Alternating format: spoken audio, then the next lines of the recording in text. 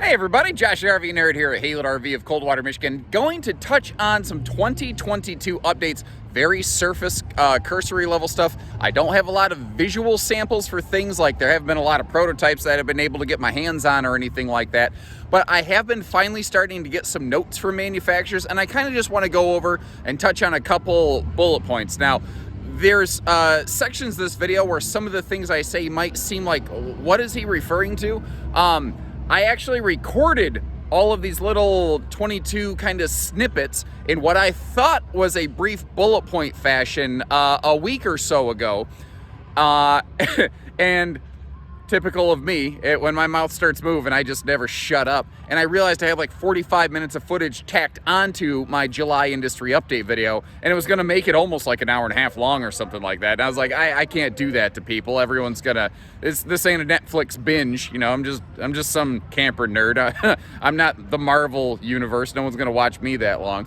So I wanted to break this out into a separate video. I'm going to kind of walk through our lineup, touch on a couple bullet points here and there. Keep in mind, at the time of this filming, what we're roughly expecting is mid-July, the manufacturers are going to make their 22 changeover. Around the end of the month is when I expect the first of the updated 22 models to start rolling in. And I think by the end of August, we'll be in pretty much full 22 swing at that stage. Now, in terms of 22 updates, I figured manufacturers would go one of two routes. I figured they'd either try to really shake things up or pretty much not at all. And the not at all route, it sounds like, is kind of what Cherokee's going for here. The Cherokee group is on fire. They have got the greatest demand right now they've ever seen. Cherokee could literally stop taking orders for dealers right now and probably still be building stuff through next year. What they're doing is working, and they don't plan to change the Colonel's secret recipe of 11 herbs and spices. Is it possible you see a couple little tweaks and widgets and whiz-bangs happen through the year? Possibly. But for the most part, what is nice is what you're seeing out of Cherokee today is what you'll continue to see out of Cherokee through the majority of this coming season, which is, in a way, kind of nice because it's kind of cool to be able to like look at something right now and actually have a concept of what it's going to be when you go to actually order one or buy one or go shopping for one or something like that. So don't expect anything major from Cherokee, but that ain't a bad thing. I'm kind of happy to hear it, actually. I've been happy with what I'm seeing out of them. And I'll tell you what, Cherokee's service record's been pretty darn good. You see stick and tin trailers, you don't ever think of like, oh, they're done real right. But something Cherokee did a couple years ago is they implemented Rockwood's QC processes in their factories. And I've never said any RV company, any brand, anything anywhere is ever perfect. But it has made such a difference out of them. I've been very impressed, actually. Now, while the majority of the Cherokee like travel trailers, the Wolf Pup, the Gray Wolf, the actual Cherokee brand, appear to kind of be standing pat on what they've done, the Wolfpack toy haulers are making I think several noteworthy updates here. One of the first ones is that on their fifth wheels, you'll start to see standard auto level prep. It's been one of the only things where people have said, you know, if Wolfpack did that one thing, it would be like the perfect toy hauler out there. On a similar note, the Wolfpack travel trailers will now have standard power stabilizer jacks.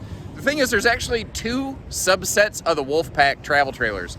There's the Platinum series with the fiberglass, and then there's the Gold series with the common corrugated metallic skin. Those are a little more price sensitive. I don't yet have good clarity on if the Gold series are also going to have the power jacks or if they're going to remain manual. Right now it just says Wolfpack trailers, so it kind of indicates that all of them will, even the Gold series will have the power stab jacks. I'm not entirely sure on that yet. A big change though, and I think that this is signaling a shift in a lot of fifth wheels, not just in Wolfpack, is that wherever they can, with the exception of only one or two floor plans where it physically doesn't fit, they're going to standardize one of those larger 16 cubic foot 12 volt refrigerators, bigger fridge, faster cooling, travel safe. I think a lot of people have been waiting for these bigger 12 volt models to make their way up into fifth wheels. They just haven't been developed before now. They made the smaller 12 volt ones that are all over travel trailers, and folks said, well, yeah, what about fifth wheels? They just didn't make bigger 12 volt fridges for fifth wheels. yet, although those are obviously starting to make their way through. Another interesting update is they're upgrading the charge controller with their solar package on these. Instead of a 10 amp controller, it's going to a 30 amp controller that will be expandable up to 500 watts. Now they're offering a little juice pack expansion package to take you up to 100 watts from the factory, but if you want to keep daisy chaining and adding on from there, the controller is going to be able to accommodate that. I don't know the exact gauge of wiring that goes from the roof down to the controller. That may need to be upgraded, but at least the controller, which is an expensive thing, is going to be there. Another, I think, cool thing is they will have a Yamaha Eco Kit for their generator systems, which, if you're not familiar, basically what that'll do is it will bring the idling RPMs of the generator down to about 2/3 normal, so that'll save fuel consumption, that'll reduce volume while it's running, things like that, and it will just basically bring itself back up as a load will be introduced. So visibly, you won't see, other than maybe the refrigerator, Wolfpack fifth wheels aren't going to look a lot different, but I think some of those major ticket items, those boxes people have been wanting Wolfpack to check for the last couple of years, I think they're going to get them done here. And similarly, you're not going to see Wildwood make any major shifts or any major movements either. They are going to do a couple little odds and ends where they can. Mostly things I would lump into the realm of toys, but also some kind of fun stuff. Here's a couple little examples. Some of their exterior baggage doors are going to change over from this kind of textured skin right here to a smooth fiberglass, with the idea that if you want to make it some kind of little dry erase board, you could do that. And I actually give Wildwood credit. I have very often called them best-in-class bedrooms. They're doing things like, they've got the little CPAP storage stands where there's actually household outlets inside there, USB plugs on both sides, the night blackout shades instead of like pleated windows. Like, they're doing some very good things in here, especially in terms of storage.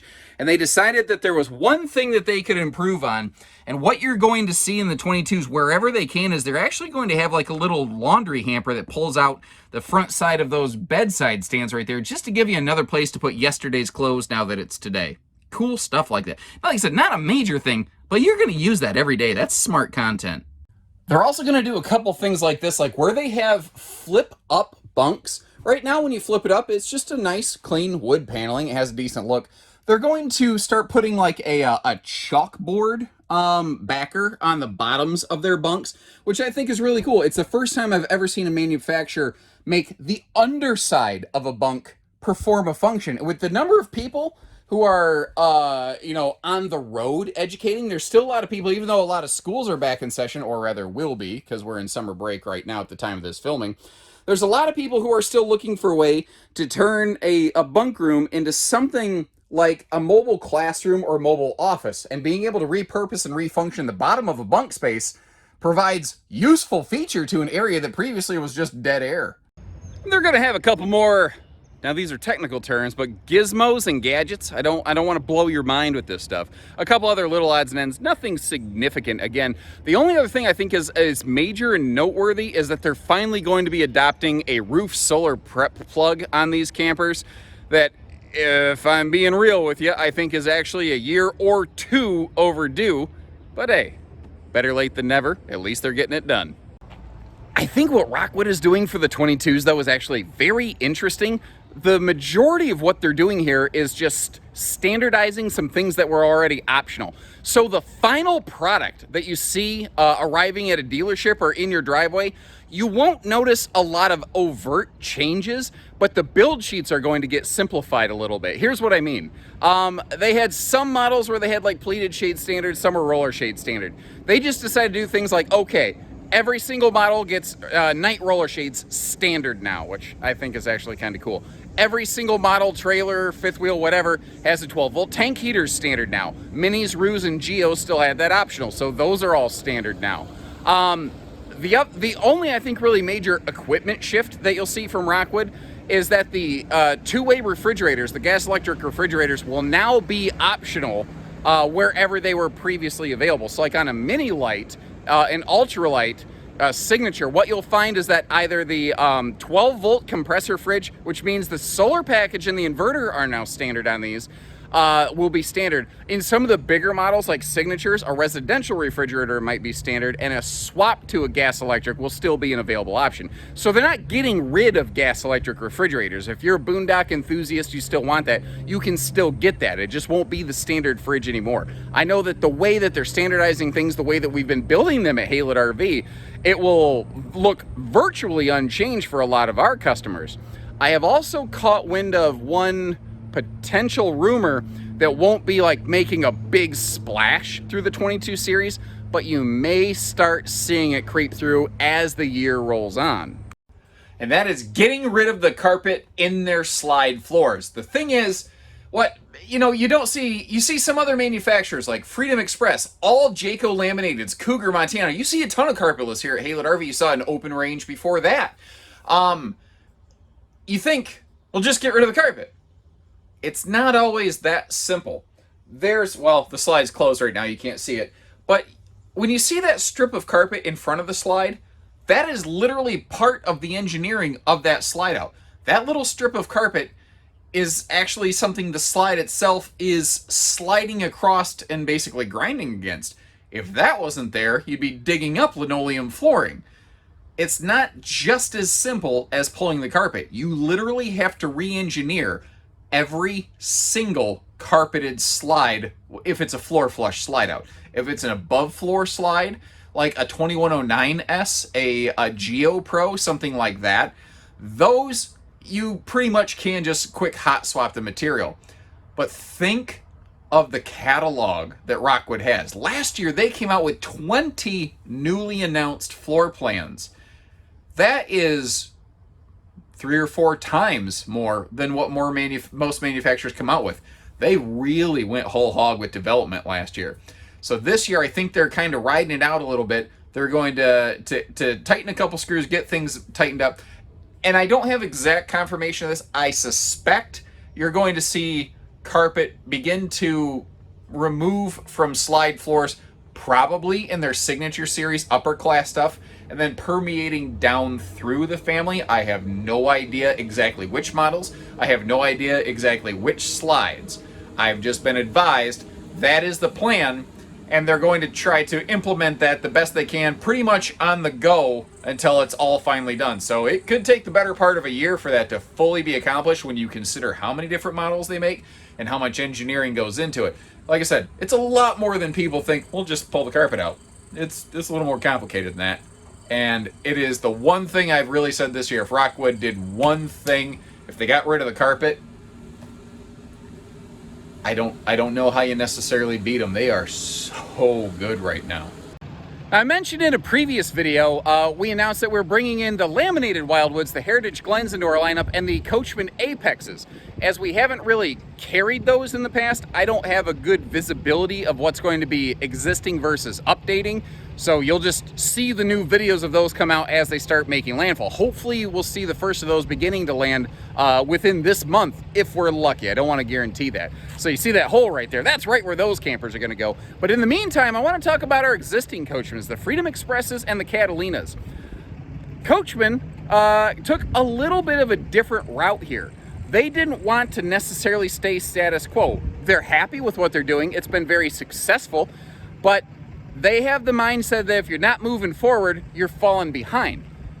What you won't see from them is any sort of, the outside of our Freedom Expresses and our Catalinas, they're going to look almost the same as they always have. They are both making some significant shifts in terms of their interior decors, however. It's going to be a culture shock for some people, and I highly encourage you, don't snap judge something based off a quick photo and a little segment of a video I'm going to show you here.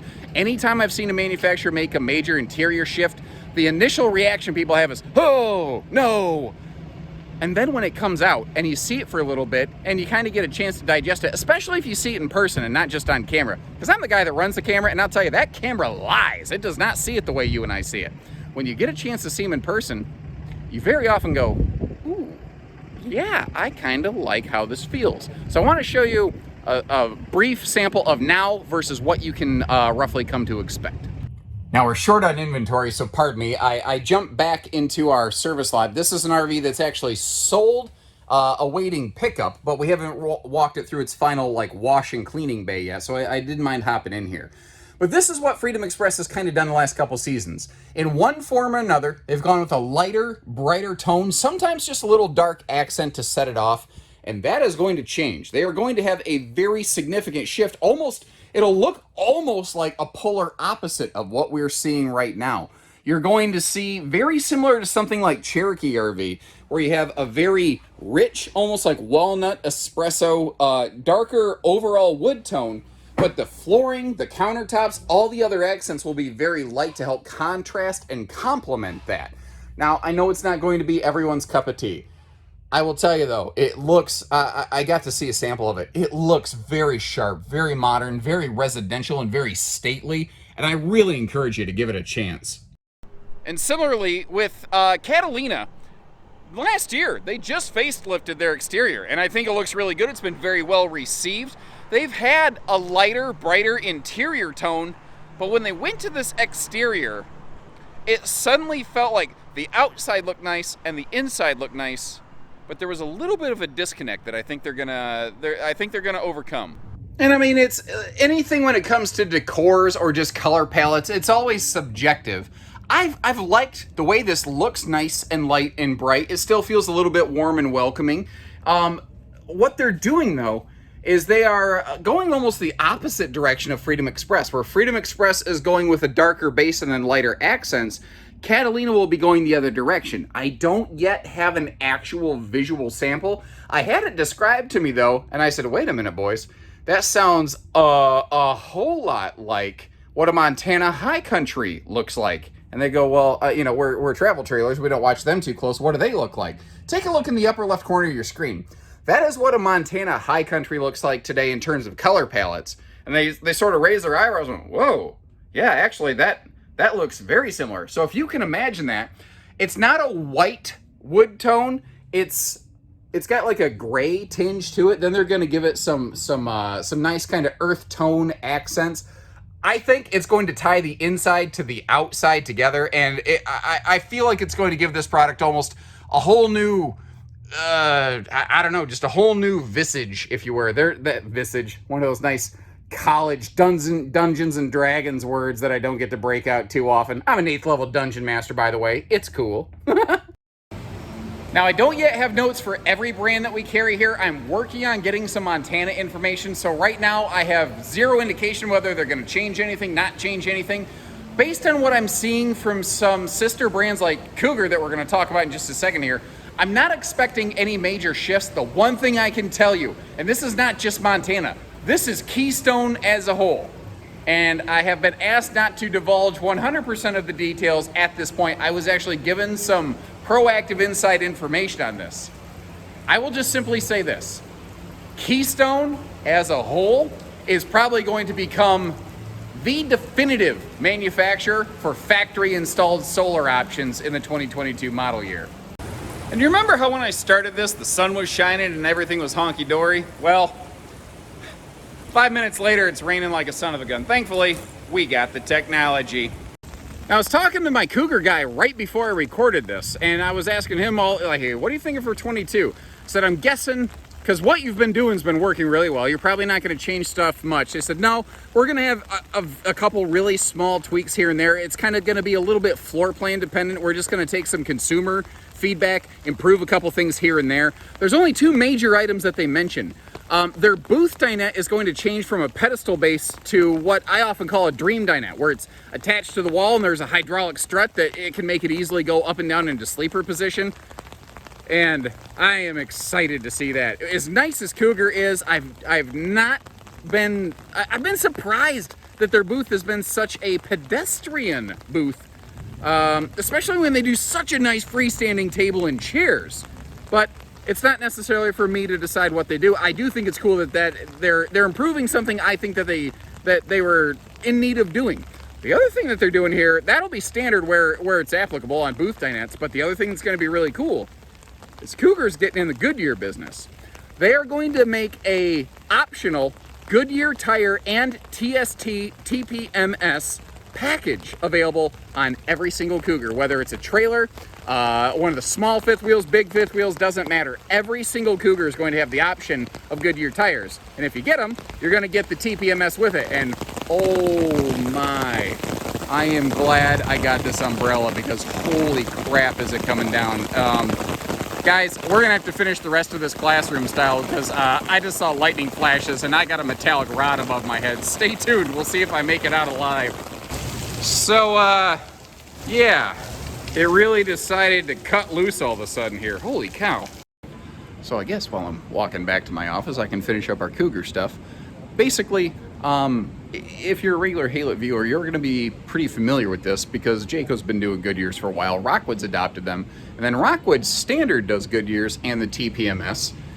So you'll be able to option onto a Cougar what a Rockwood has, which is kind of interesting because this year, more than any other year, I've had so many people asking, like, hey, I want to compare a 2205S Rockwood versus a 22 RBS Cougar. And it's become tricky because they're both real premium level products. And this actually blurs the lines a little bit more potentially.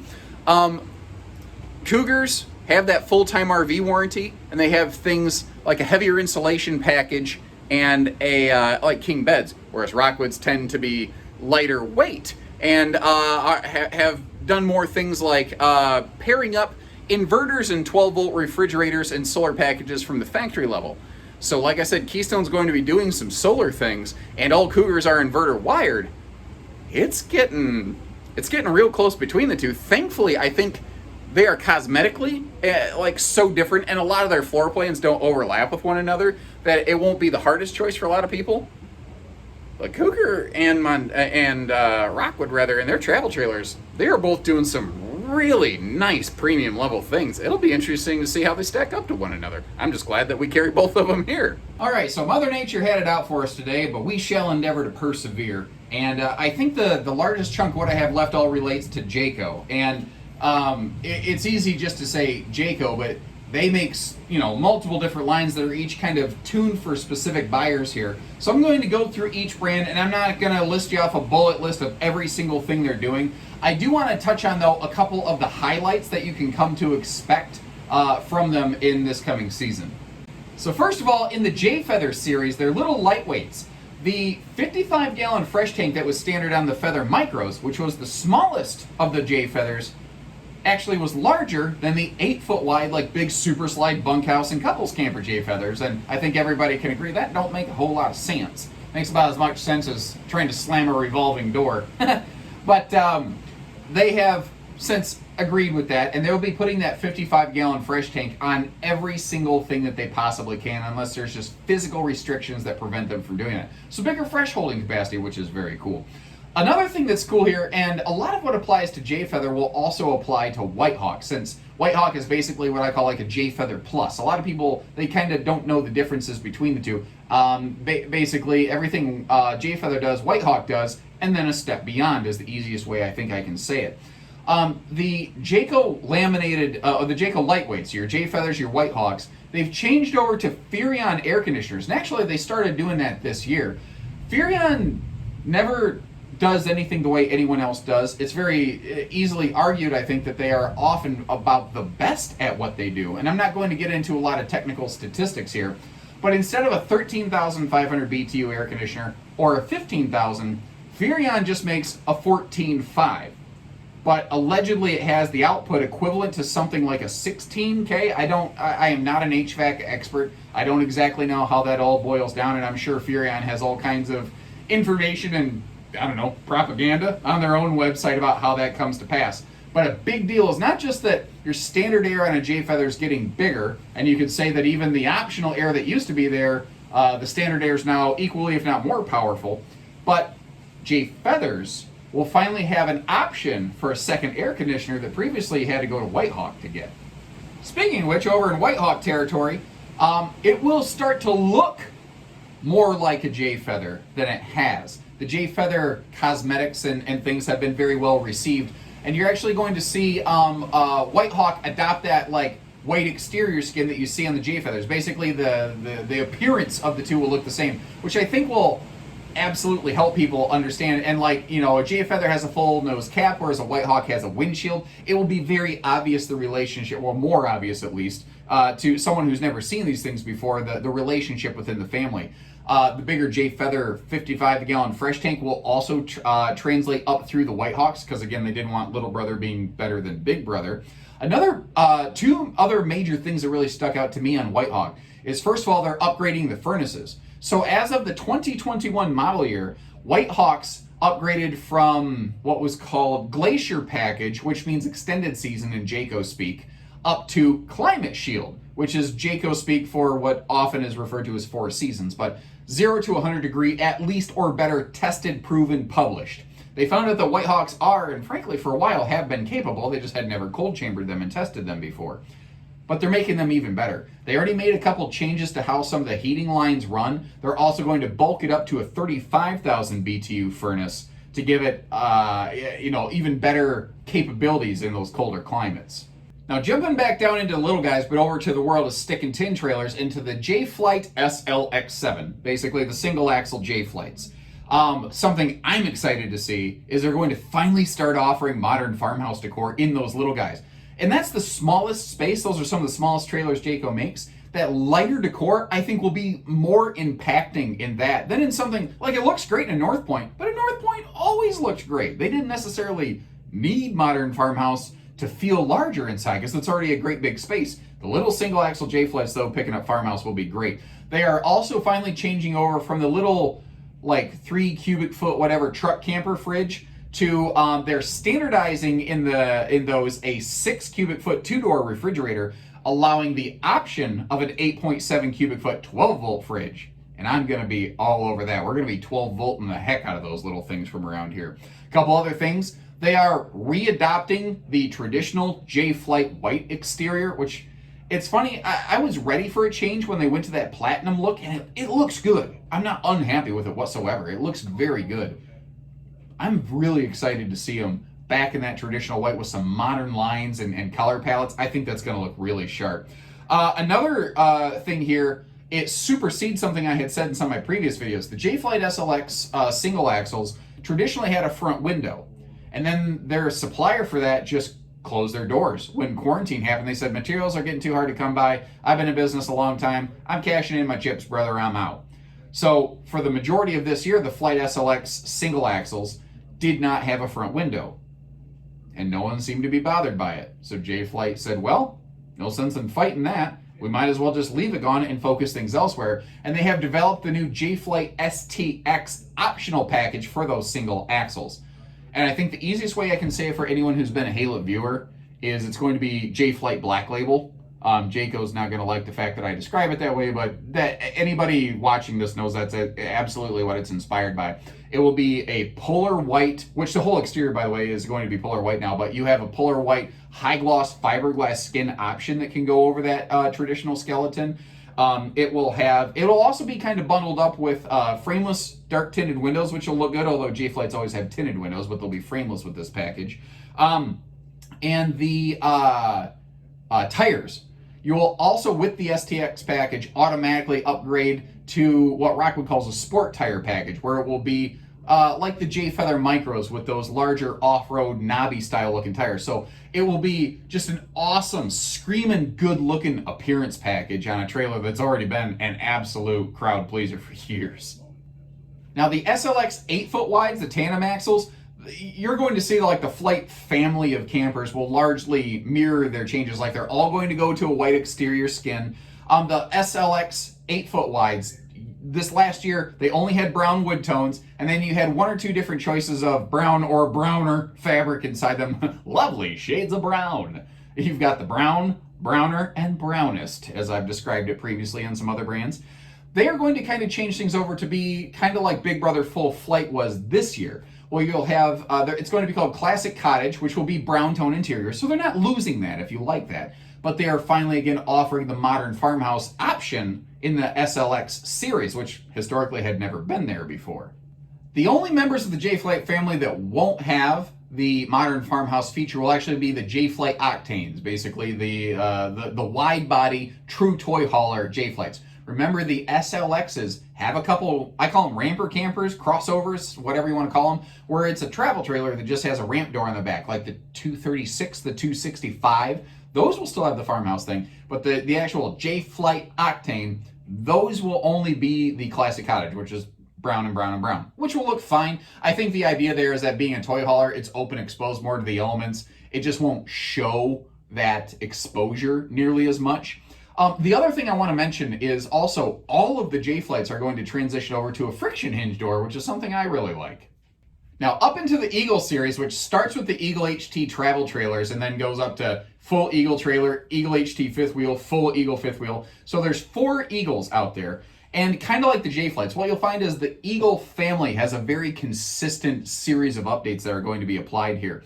The HT trailers are going through a structural redesign.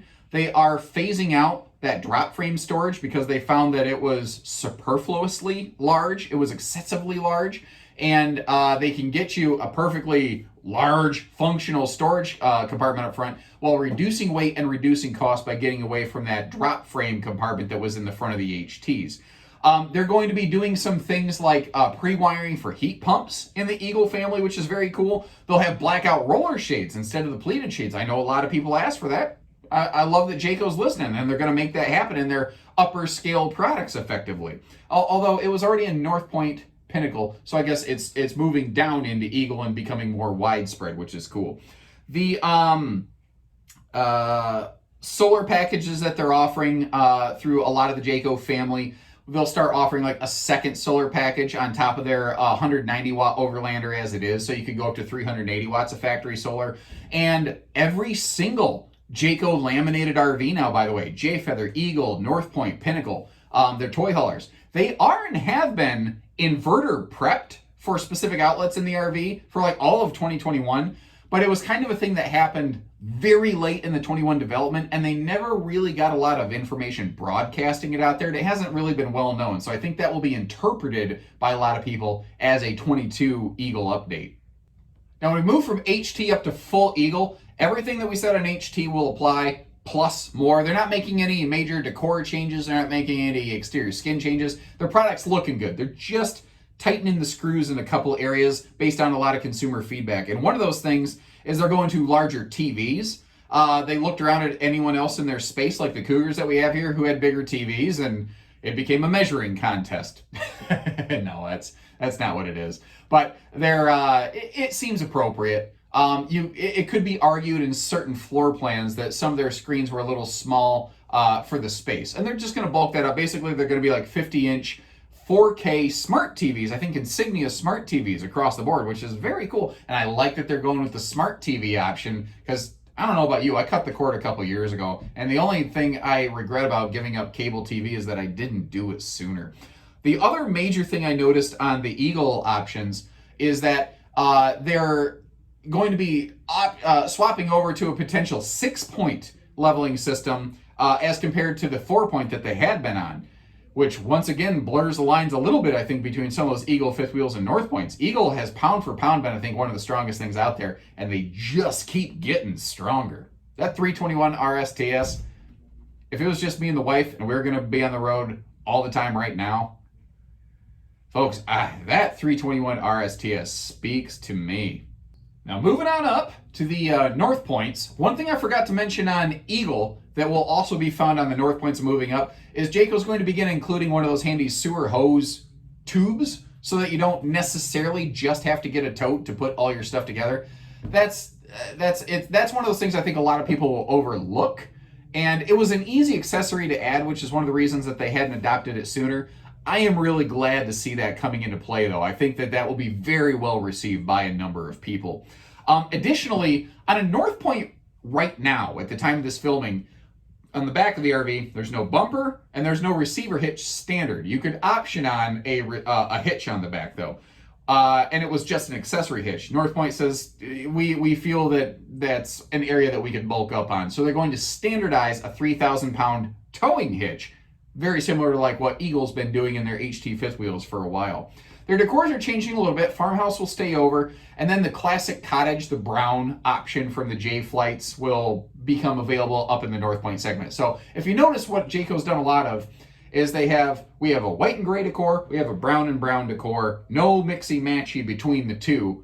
But I think that's nice. I like that they're not just pigeonholing you into one decor, which is what a lot of your higher end brands have begun to do, because it's far easier from a production standpoint, from a parts management standpoint, warranty. Everything becomes easier when you have fewer parts to manage. Even if they're the same part in just different colors, that's another part number, another SKU that you have to manage. So by getting rid of that, it'll simplify things a great deal right there. Oh, one other thing. North Points and Pinnacles are going to start incorporating more smart features like voice command options for things like interior lighting in the air conditioners.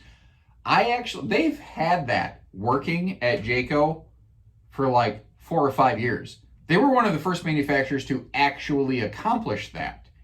But it was just never reliable in enough situations for them to introduce it. And they've continued working on that in the background very quietly for a couple years.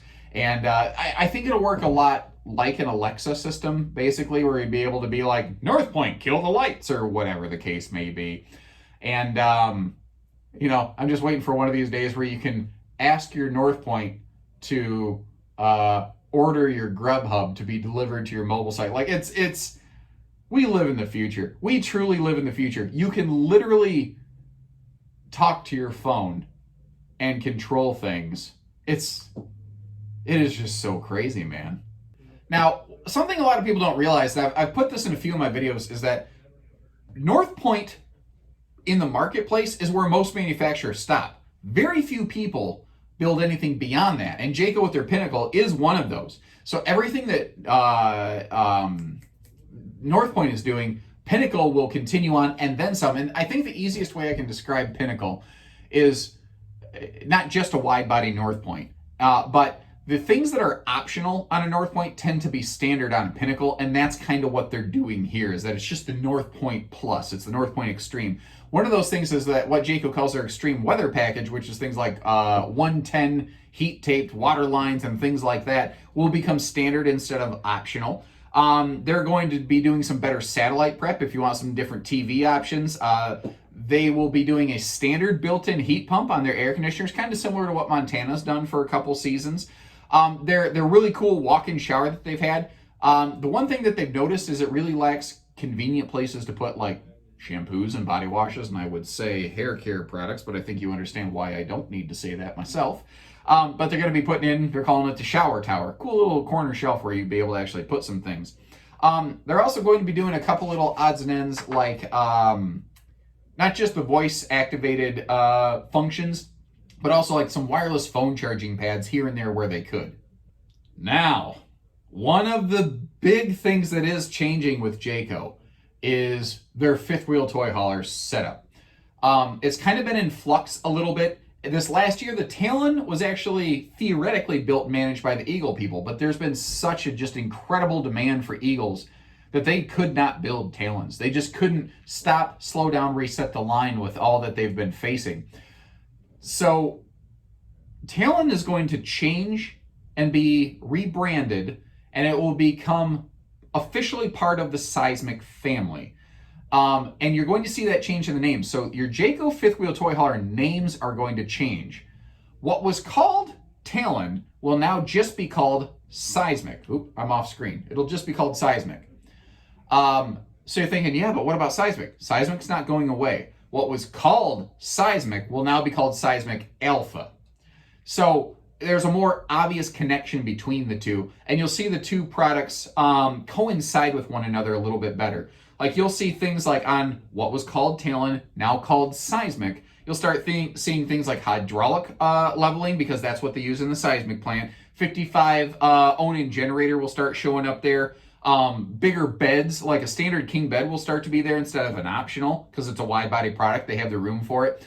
So a lot of the features that you'll start to have Seismic looks, and you'll take the Talon core, apply a Seismic skin to it, but then a couple of the objects that they used in the Seismic facility, again, like the generators, the king beds, those will organically integrate into the product. And I am excited to see it. I can't wait to see what they start putting out there. So now, what does that leave what was previously called Seismic and is now called Seismic Alpha, the big toy hauler of the Jayco family?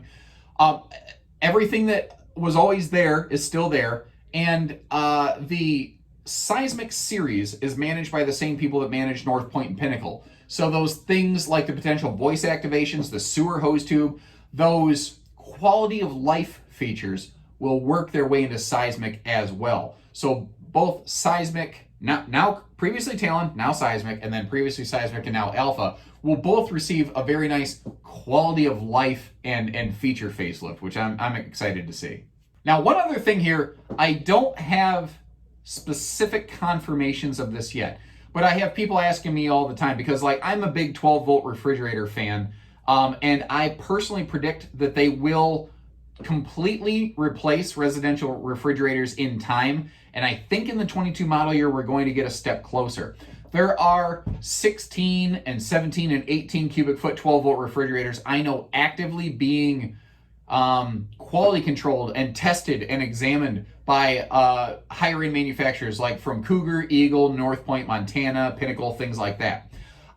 I have not yet received word confirmation that those bigger 12-volt refrigerators will be in the 22 model year. I know they're being actively tested, and what I can tell you is I feel very confidently that they will show up in the 22 season. And as soon as they do, I can tell you that we're going to be all over them like gangbusters here, because they provide so many benefits with the drawbacks that they have, because nothing is completely one-sided, always better than the other. But with the drawbacks that 12-volt refrigerators have, I feel they're easier to overcome than the potential challenges of a two-way fridge or a residential refrigerator. So I think you're going to see 12-volt technology continue to expand, specifically in bigger refrigerators this year. And I think you'll see more 12-volt air conditioner development taking place and starting to trickle its way into more smaller trailers, probably through the 23 season. But again, that's looking really far ahead. Thankfully, the weather finally gave us a break here, but wow, the barometric pressure out here is crazy. You know, like when you swim in the bottom of a pool or go on a plane and your ears start popping? I'm like trying to swallow to pop my ears over here. You don't care. Why am I talking about this? I'm sorry. That's, there's your Uncle Josh for the day. But when is this stuff going to happen? You know, refer back to earlier in this video. After the manufacturers come back from their summer breaks, basically, that is when you're going to see this stuff kicking in. You'll start to see various brands doing their 22 updates in the middle of July, and I believe by the middle of August, we'll be in full 22 updated swing. But remember, again, some brands are going to have some stuff that they already have in stock that they need to work through. So there might be a couple holdover, built to 21 specs, called to 22 model year products rolling through. But again, like if you ordered something today, folks, there's absolutely no question about it. You're going to get a 22 with all the updates. Like that's not even a consideration. Frankly, if you've ordered anything the last 2 months, it's probably by the time it lands going to be a fully updated 22 product. So I really hope you appreciate all the information that we got for you today. Tracking around, almost getting struck by lightning a couple times there. And for everybody who have been following along, all the kind remarks and just all the support you give, it means so much. I am just so, it's been a tough year, guys. It's not always easy putting on a nice smile and being this plucky-go-lucky RV nerd that you see on the camera every single day. It's been a challenging couple of years, every year having new challenges that we haven't ever seen before, and this one especially. But through it all, you've been there for us, you've believed in us, you've given us the chance to share our story and our information. And the fact that like our lot is completely wiped out, that so many people want to do business with us here, it means the world to myself and my family, because I mean, we put everything that we have in here. You know, the wives at home have when we're like at say 4th of July having dinner, we have a rule: no talking shop, and we can't help it. You can't not talk about it a little bit. But it's been our home structures, our consumer support, everything has been so supportive, and it's the thing that keeps us going right now. And I just can't say thank you enough. I really can't. So from the bottom of my heart, thank you so much. And as always, take care, stay safe, have fun, and happy Haylett camping, everyone. We'll see you next time.